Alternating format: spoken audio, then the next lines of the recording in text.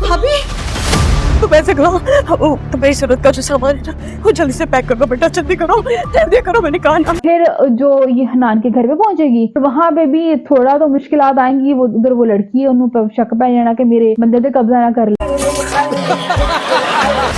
दुल्हन को जरा जल्दी बुला ले, मैंने कहीं और भी जाना नहीं का पढ़ाने।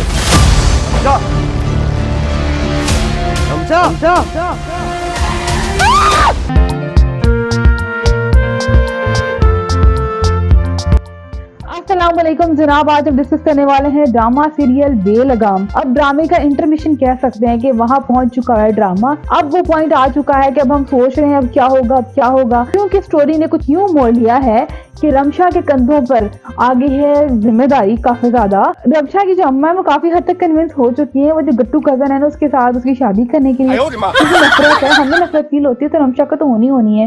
पूरे उसने ड्रामे में ना अपनी पैंट शर्ट पहनी है, ट्राउजर शर्ट तो चलो समझ आता है, पैंट हर जगह पे उसने ना रफ चप्पल पहनी हुई है। सीरियसली उस बंदे की तो हमें समझ नहीं आई तो रमशा को क्या आनी है, कुछ सेंस नहीं है उस बंदे को। इस ड्रामे में ना कुछ पॉजिटिव पहलू भी हैं जो कि हमें अप्रिशिएट करेंगे। एक तरफ एजुकेट किया जा रहा है कि लड़कियों को अगर कोई घर पे आजादी मिल रही है तो उसको अच्छे से इस्तेमाल करना चाहिए, ना कि उसका गलत फायदा उठाया जाए। अगर ऐसे करेंगे तो उसका जो नतायज है उसको खुद भी भुगतना पड़ेंगे, ठीक है। और दूसरी तरफ दिखा रहे हैं कि जब मुश्किल आ गई, चलो एक हो गया पंगा, उसके बाद वो मजलूम बबला नहीं बनाई। उन्होंने दिखाया है कि वो प्रॉपर जो लड़की है वो दुनिया को फेस कर रही है। आने की क्या जरूरत थी? देखने आई मेरे बाप के जाने के बाद मेरे अपने मुझसे कितने मुखलिस। क्या मतलब है इस बात का?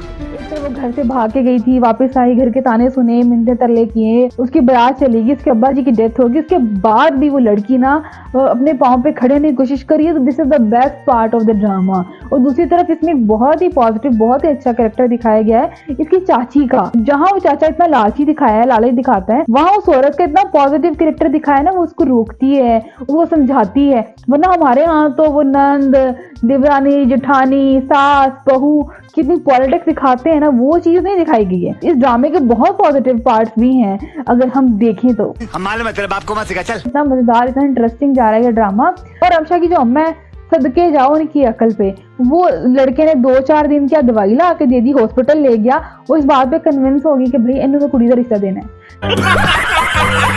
ठीक है, वो इस टाइम थोड़ी सी कंफ्यूज है, पंजाबी से कहते हैं कि डुल्ली हुई है क्योंकि उसका अपना शोहर की डेथ हो चुकी हुई है। चलो ठीक है, पंजाबी से कहते हैं तो डुल्ली हुई है, उसकी माँ तो डुल्ली हुई है, एक तरफ तो उसके शोहर की डेथ हो गई है, बेटी बदनाम हो चुकी हुई है। तो उस पॉइंट पे चलो थोड़ा सा हम कर लेते हैं। हमारे यहाँ नॉर्मली अम्मियाँ ऐसी होती हैं, जब कोई मसला आ जाए कुछ तरह से तो वो इस तरह की सिचुएशन में ऐसे हो जाती हैं। अम्मा जी के सामने साफ मिसाल है कि भाई वो लोग इनको खर्चा तक नहीं दे रहे थे, कितना वो इनको तंग कर रहे थे। वो लड़का जो रमशा पर थप्पड़ मारने तक गया था, उस लड़के को बेटी का रिश्ता देना बिल्कुल नहीं बनता है।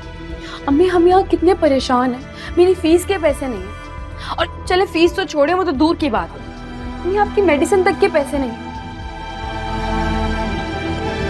लेकिन अम्मा जी की अकल पे पर्दा पड़ गया, क्या कर सकते हैं। उसने थोड़ा सेल्फिश होकर मेरे ख्याल में अपने बारे में सोचा कि सही है मेरी बेटी मेरे सामने रहेगी।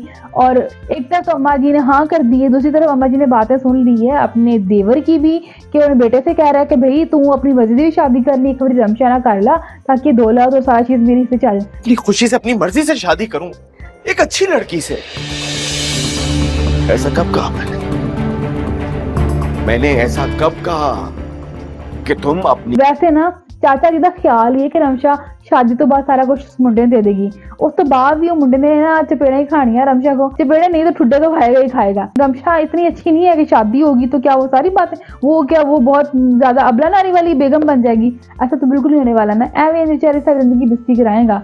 इससे अच्छा है कि इज्जत से उनके साथ रहो। उन दोनों ने कहीं निकाला तो नहीं है ना, तुम लोग रह रहे हो, हर चीज तुम्हारे हाथ में। इज्जत से अगर ये लोग खर्चा देते रहते तो कोई जरूरत ही नहीं थी उन लोगों को इतना ज्यादा आगे जाने की या बहस में जाने की। फीस तक के पैसे दिए नहीं, उस औरत औरत बेचारी की, बेवा की, दवाई तक तो पैसे दे रही। वैसे ये रियल स्टोरी दिखा रहे हैं, दुनिया का असली चेहरा दिखा रहे हैं। जब अब्बा जी या शोहर जो घर का मर्द है वो नहीं रहता है, तो जो बाकी के रिश्तेदार होते हैं, चाहे वो कितने ही क्लोज क्यों ना हो, उनका रियल फेस यही है। वो अपनी तरफ से ना हर कोई हक पर डाका डालने की कोशिश जरूर करता है। तो ये एक रियल फैक्ट दिखाया गया दुनिया का। तो इसमें मैं अप्रिशिएट करूंगी कि ये दिखाया है, लेकिन मैंने कुछ ना कुछ पॉजिटिविटी भी ऐड की है, वो जो चाची वाली ऐड की। जब भी कोई घर का मर्द, कोई बड़ा, कोई भाई, कोई बाप चला जाए, दुनिया से चला जाए या वैसे छोड़ के चला जाए, तो जो बाकी के खानदान होते हैं, यहाँ तो वो ये देखेंगे कि अगर तो दौलत है, कोई जमीन, कोई जायदाद है, तो ये इनसे किस तरह छीन ली जाए। और ऑन द अदर हैंड अगर कुछ भी नहीं है, सारा कुछ खत्म हो गया है या छीन लिया, उसके बाद ये कहेंगे कि भाई इनसे किनारा कर लो, क्योंकि अगर